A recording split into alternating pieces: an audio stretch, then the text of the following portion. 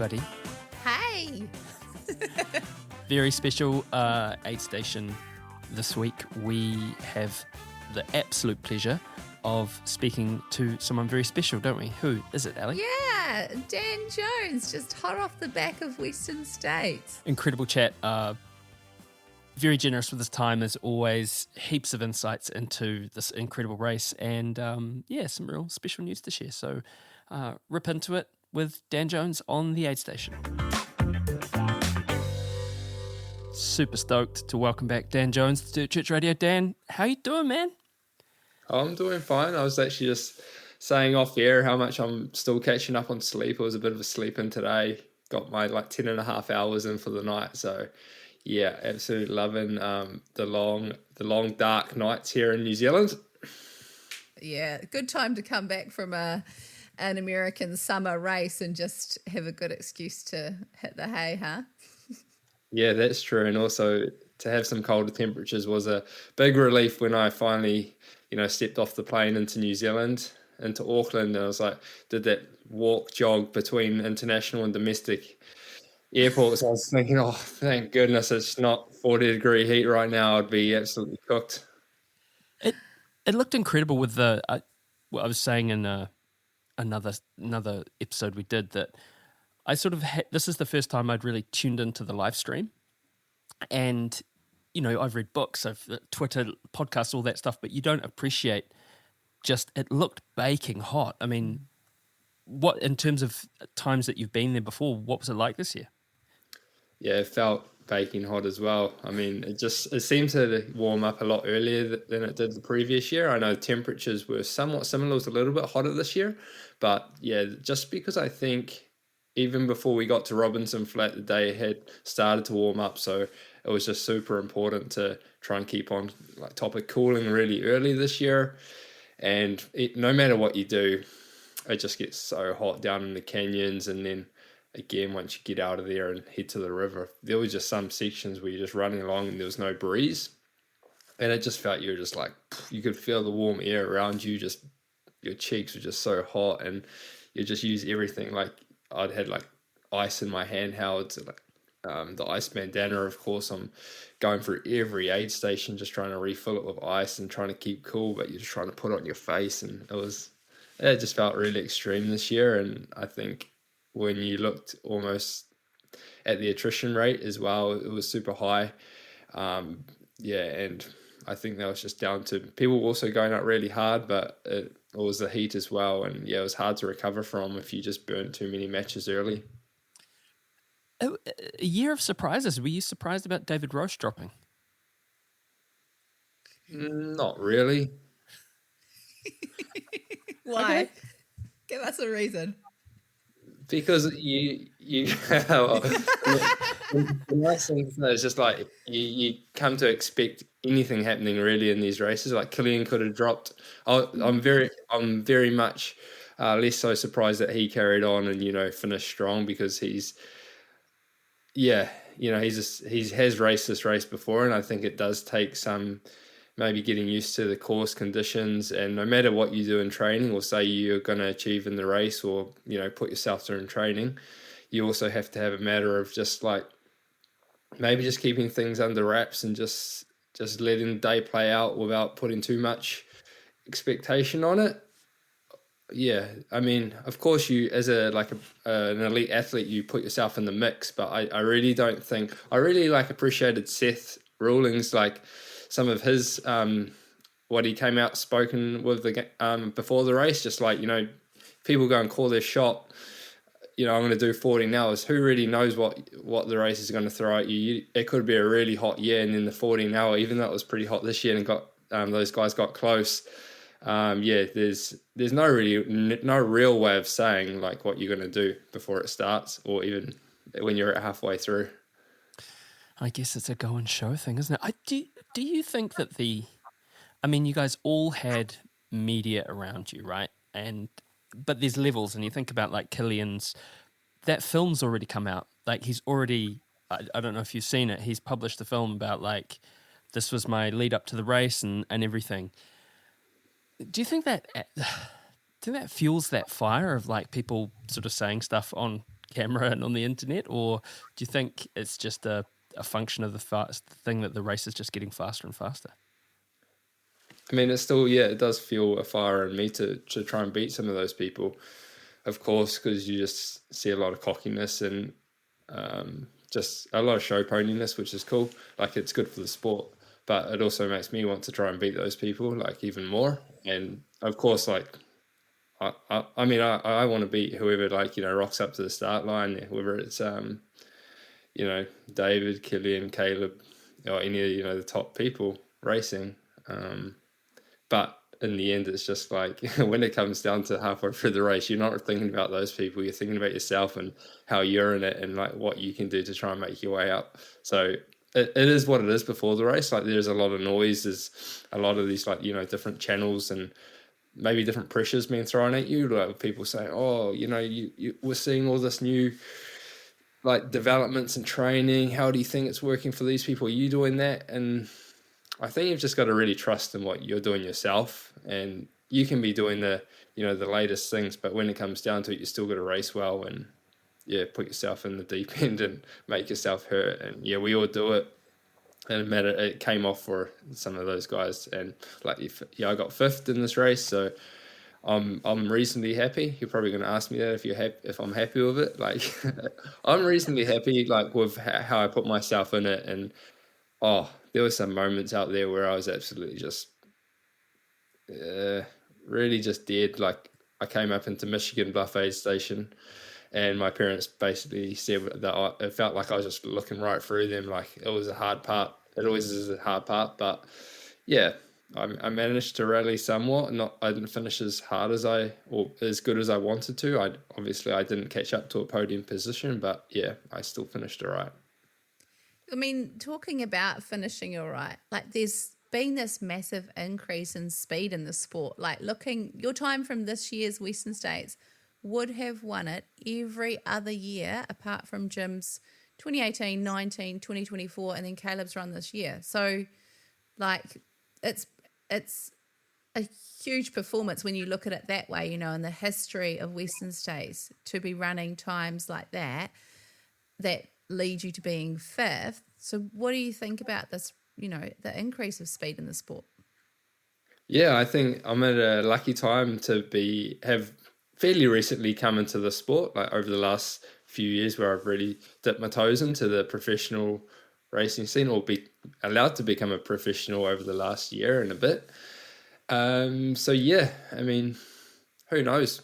You just, like, you know, you just give what you get given, and you just race like what is now just very deep trail ultra racing, and in most races, to be fair.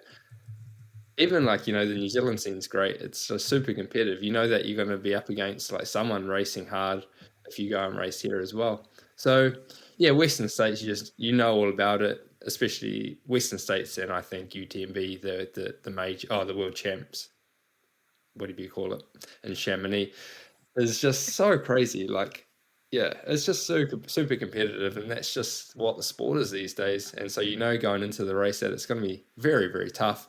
And I was super surprised actually about how hard it went out early, because usually people give a bit more respect to the race, to the distance. And looking at my heart rate data afterwards, I was like, oh yeah, 165, 170 going up the first hill, up the escarpment. And, you know, that's altitude as well, which doesn't fall in my favor. But I should be somewhat used to it, training at it. And yeah, it was amazing that people were just like, yeah, chatting away. I was like, all right, I'm just going to save my oxygen here. Like, I'm just a quiet guy. yeah, I don't mind. It's also like 5 o'clock in the morning, so I don't want to talk to anyone anyway. But hey, yeah, sorry. There you go. No, I was just going to say, I just get up to the top, and it's an amazing sight, but it is like, it's crazy how there was just that big front pack, and I was like almost maybe just 30 seconds back, and the pace didn't really slow down at all for the rest of the race. And that's what I've noticed in a couple of the previous years, is people just chat away on that, in that high country section. And this year it was like, I wouldn't know. I was like just off the back, just like trying to bide my time a little bit. And yeah, it was wild. it plays in your favor, right? Like we saw the same kind of thing happen with Caitlin. Like I think relatively early on, she's like 17th place, and you just go like, when I know there's going to be some attrition when people are pushing the envelope that much. Is that what you're kind of banking on?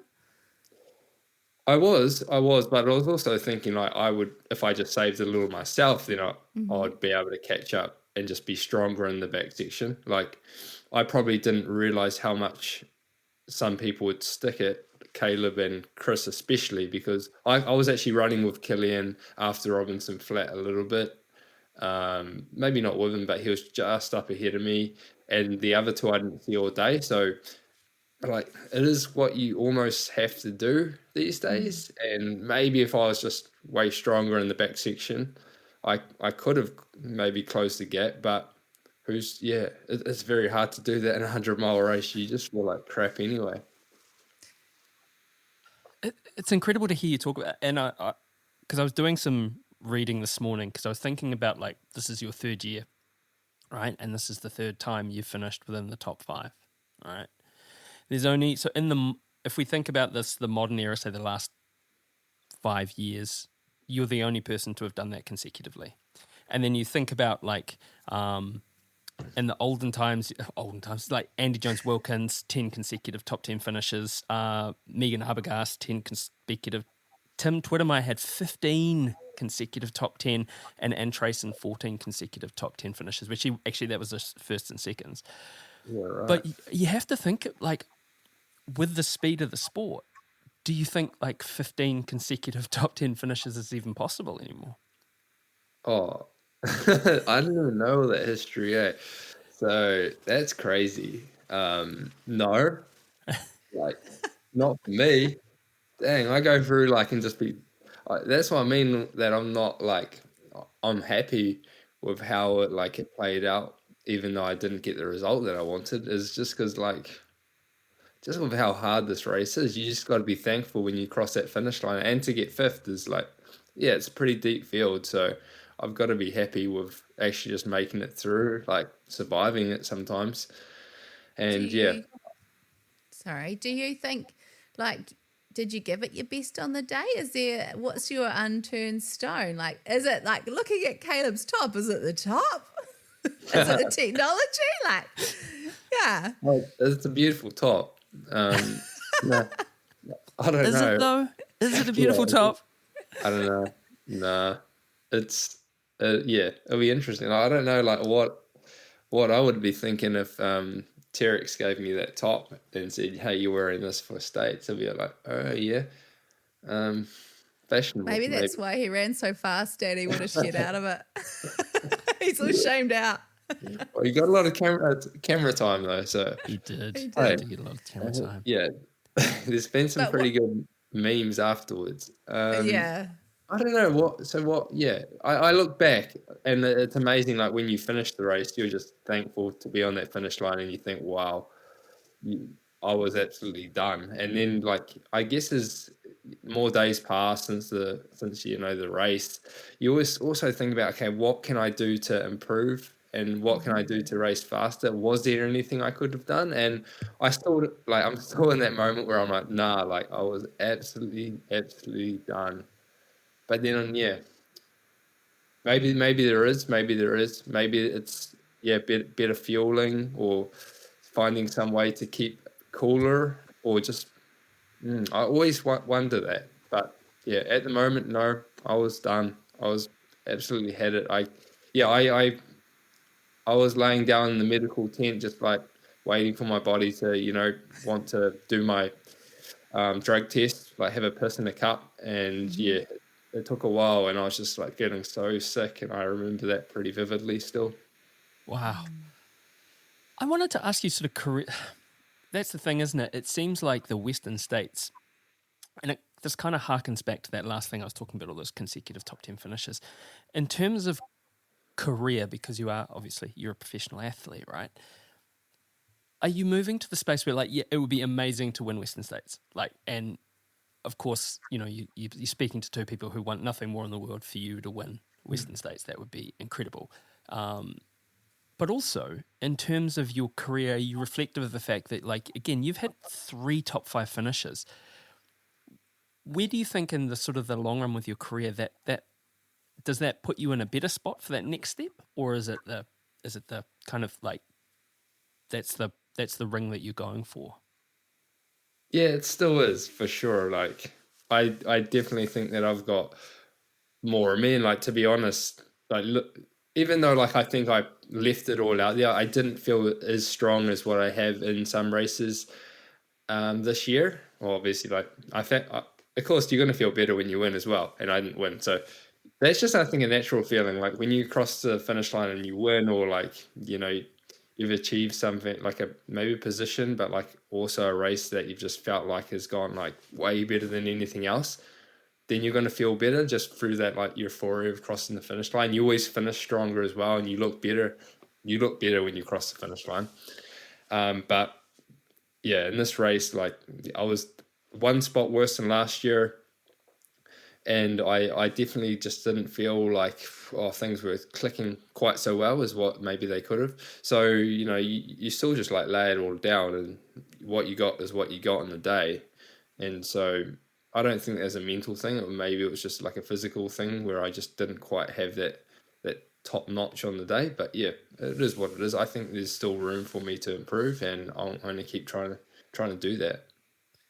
And certainly I wasn't suggesting that you rest on your laurels. What I was more talking about in terms of that sort of bankability as you as a pro.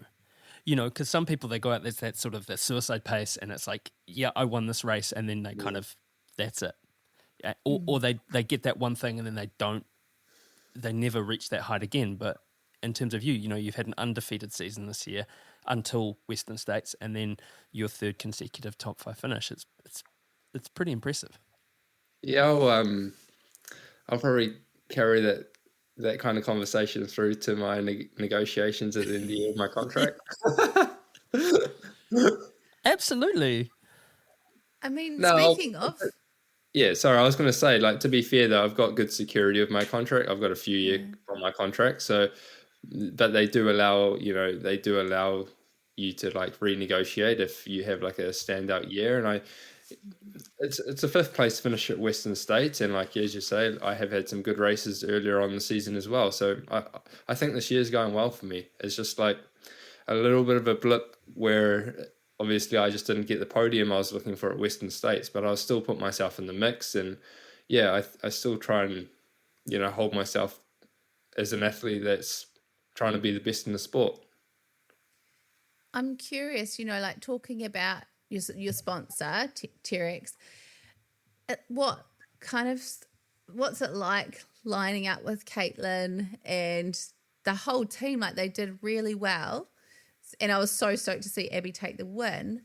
Like how much support do you get? Like I'm curious kind of from that, we're talking about performance, talking about like, yeah, that sort of thing, social media. Like how much support do you get having a brand behind you? And like how much do you have to do with each other?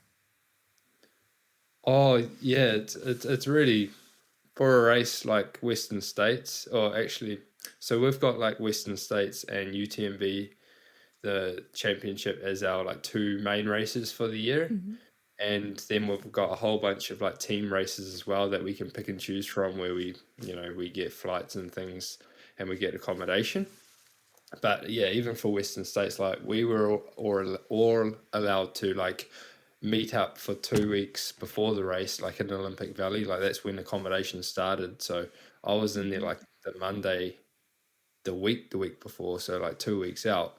And yeah, it was epic. So we just got to hang out, and it's really nice to be stationed in the area, just allowing yourself to just get acclimated to that kind of new climate, because it's at like 1900 meters Olympic Valley. So it's good to like just be stationed there. You can relax, you can get the body used to running a few of those trails.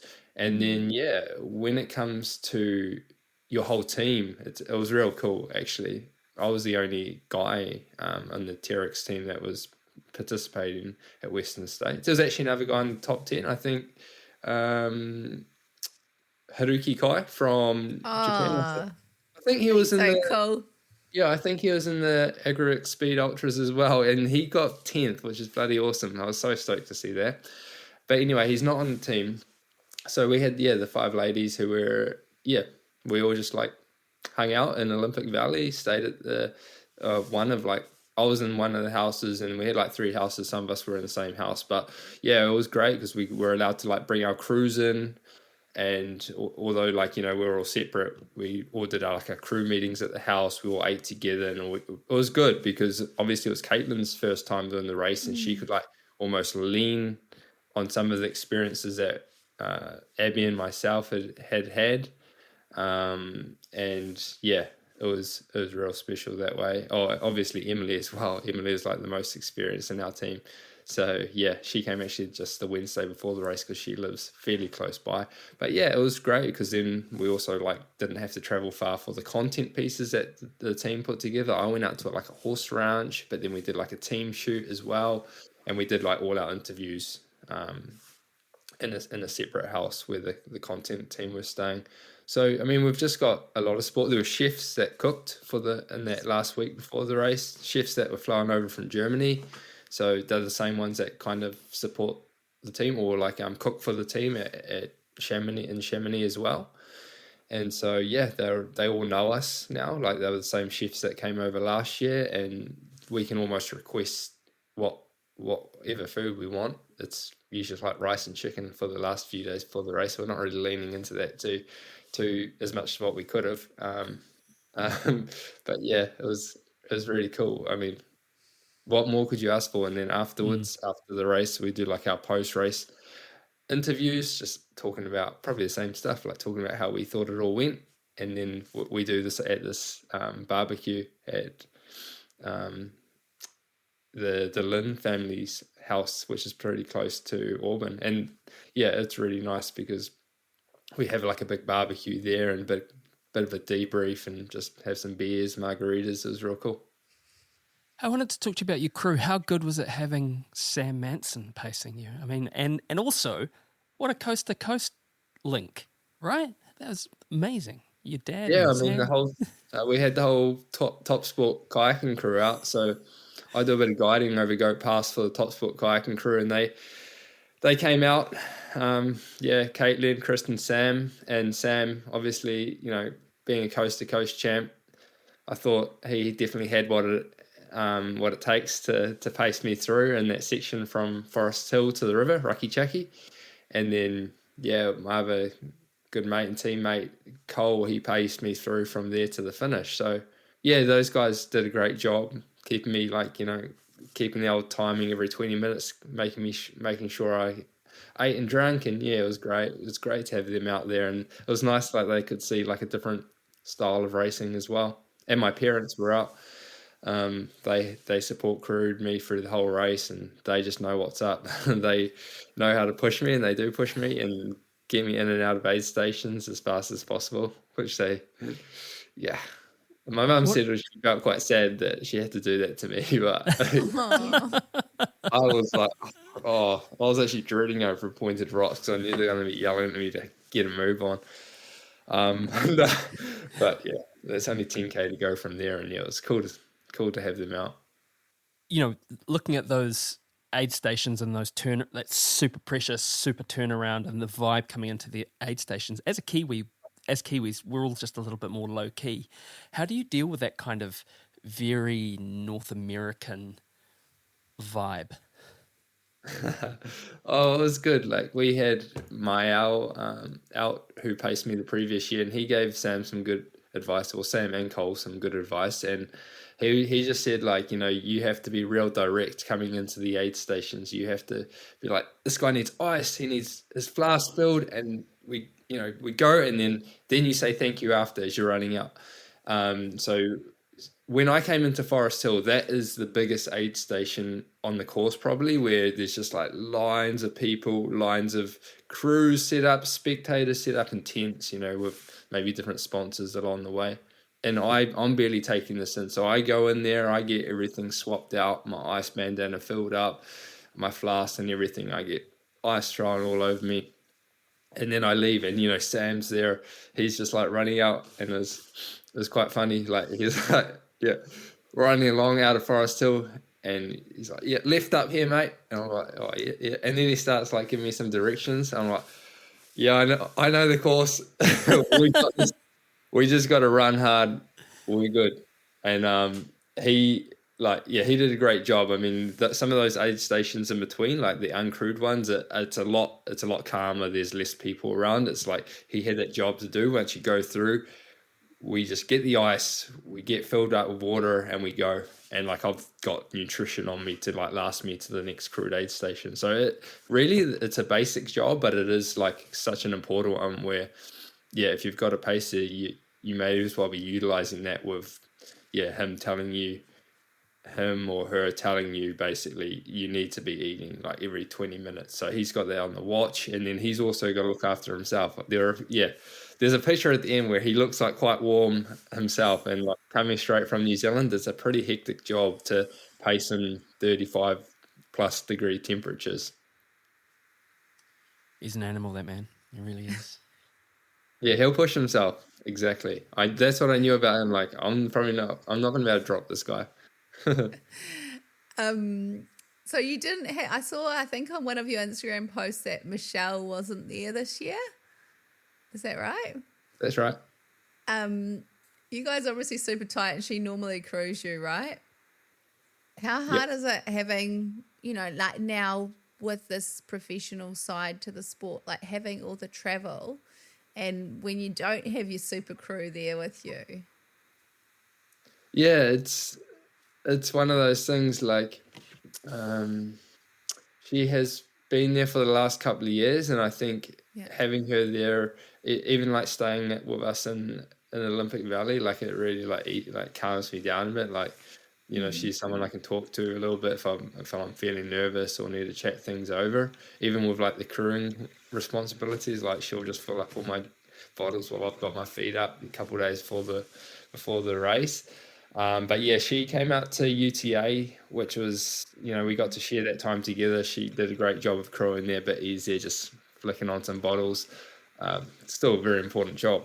But yeah, she then went back to New Zealand, and I carried on to the US. But yeah, the reason, I mean, she could have come over, but yeah, we're expecting a baby end of September. So That's exciting. Congratulations. yeah, thank you.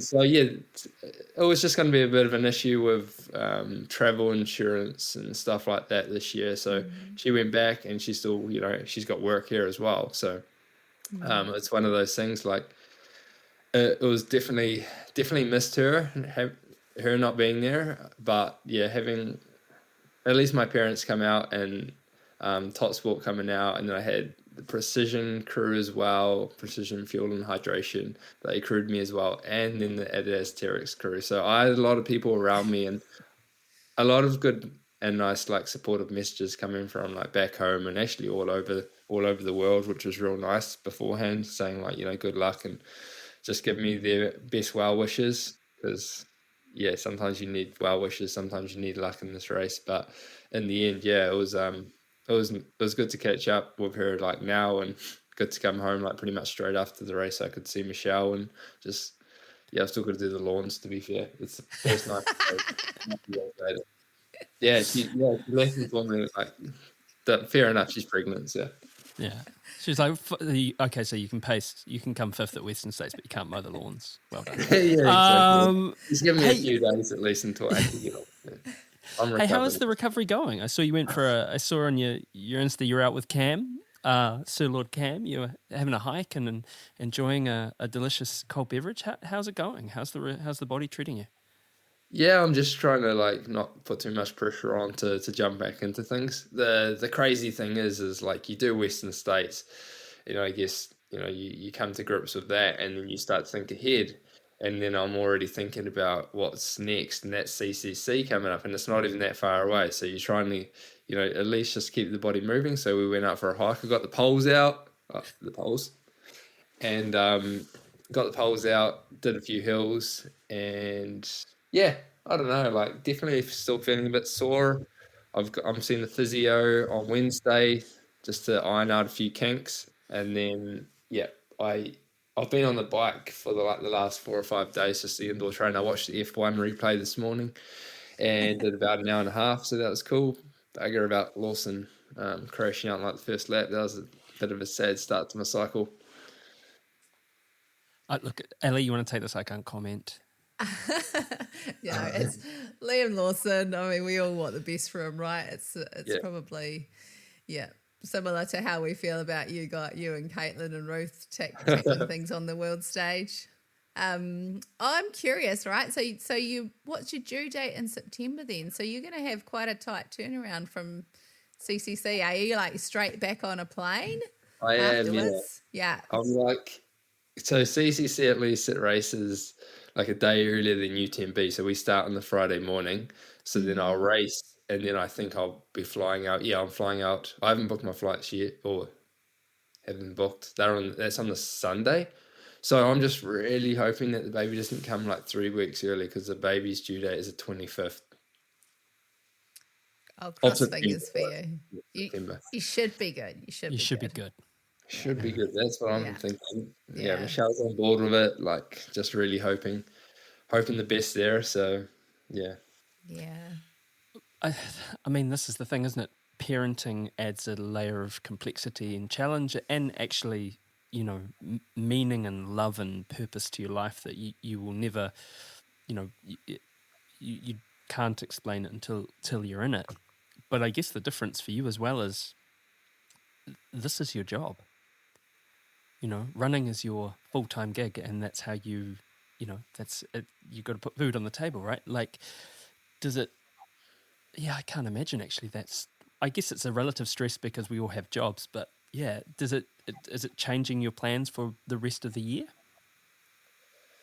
A little bit, but that's not necessarily a bad thing, I don't think. Like last year, I pushed pretty hard and like racing as much as I could, especially being my first year with Terex. And then, as I said, like there's not too much pressure on from my side, especially because I've raced a whole bunch already this year. Like I don't have to go and do CC. There's no pressure to go and do it, but it is the biggest race, one of the biggest races in the world, and I just feel like putting yourself in the mix is going to be good. Like especially if I can recover well and actually just race super well, then if I have a good result there, it's also just going to help things for us as well. Not just the contract, but it'll be a great feeling to land one at CCC. And Michelle like totally gets it. Like she's so supportive, but it is one of those things that if I can have a few months downtime a little bit in the back end of the year, then that's cool. And if I can shoot over to Australia, maybe race 50k at like Grampians, or do something like that, or race a Kepler challenge, or shoot off to Thailand. I haven't quite like just nailed the back end of my year.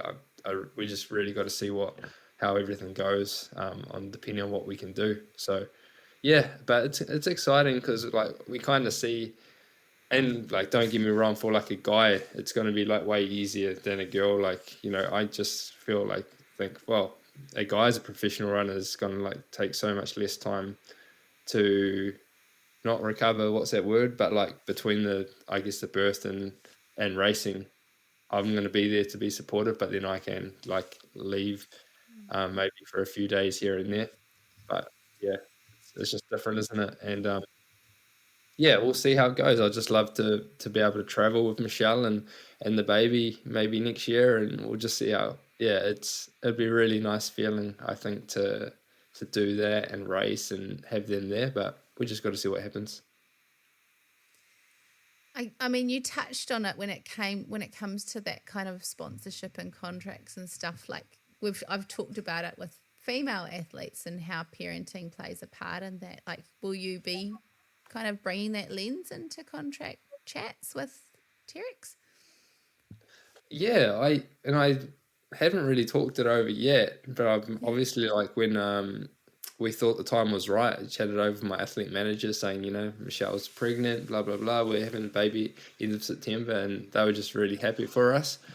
And so, yeah, like the really cool thing about Terex is like we have the team house, and so that might just look a little bit different, whether I need to try and like negotiate more like as of an individual budget, because we might not be able to stay in like that team house anymore. Probably not. No one wants a baby like screaming away. No one be shorting the limit, that's for sure. So yeah, it's one of those things that it's definitely on the back of my mind, and it's just gonna be like, yeah, we might just have to have like an Airbnb separate from the team house when I'm traveling with the family. It's pretty weird to say, but yeah, that'd be cool. Yep. Oh, so exciting. It's so exciting. I'm so stoked for you. And both stoked for Yeah. both. Yeah. Hey, look, Taraweta's golden ticket and race again. And obviously you've earned your entry already to both Taraweta and Western States. But look, who would you really like to come and see take that golden ticket? Well, the old mate Hayden Hawks is going to be coming back surely. Now we're already talking about him might be coming back to Wellington to do some training. He loves it here, and we love like hanging out and doing like hunter-gatherer stuff, like diving and stuff, fishing stuff, random. Yeah, and who else would I like to come see take that golden ticket? Oh, I'd love to see Ruth come back, because I don't know, like she's like real committed to racing UTMB, but it would be really, really special, I think, lining up with her at Western States, because she's just a legend. And yeah, but no, like all props to her, just like concentrating on UTMB. That's like her main focus. So we'll see what happens next year. I'm not sure. It's exciting, isn't it? Like seeing her again, not to reference social media, but like seeing her doing those overnight trips. Like she's just out there on the trail at night by herself, just getting after it. It just looks absolutely incredible. Yeah, it's amazing, like, different training styles and things you can put in place to get ready for a race like UTMB, and even like just going out for a walk, say on the weekend, up a hill with poles. Like that's the first steps, is getting used to poles for CCC or UTMB. And it's not necessary in CCC, but I surely appreciated it last year after, when you get through the 50K and your legs already toast, like having poles to get up the hills I felt was pretty key. So yeah, it's just amazing the different things that you can do to tune the mind, tune the body. Incredible. All right. Well, look, Ellie, you got anything else, mate? I don't know. I'm kind of curious to hear your comparison between, like, if you had to choose one between UTMB or Western States, like, what do you reckon? Oh, I always put Western States comes first in the calendar year. And for me, it's a race that, pretty much got me really, really intrigued about the sport. I was, just like, look at those guys race. Like, I reckon I could do that. I reckon I could win that. That's what I was thinking back in those days when I was watching the YouTube videos. I was like, oh, wow, they're crazy. But I reckon I can do it. And yeah, it's definitely up there. It's the number one on my priority list to try and win. So that's my take. Amazing. Look, Dan, thank you for your generosity in speaking to us. We really appreciate it. Like, well done. I know you'll obviously going, I wish I could have got a bit harder, but like, dude, incredible result. And I guess above all else, congratulations to you and Michelle for your impending happy arrival, and can't wait to see how you go at CCC. Yeah, thanks so much. And no, I am really like happy. Like, I think that's the big takeaway, right? It's like, you put yourself out there in this race, and to get through it and still, lay everything on the line and get fifth. I am happy with it. I'm very happy. And I just wanted to also say thanks to all those, that I had like so many people like saying, this is your year, and like really believing that I could do it. And then also afterwards, just all the messages of support was just really amazing. So thank you, everyone. Awesome.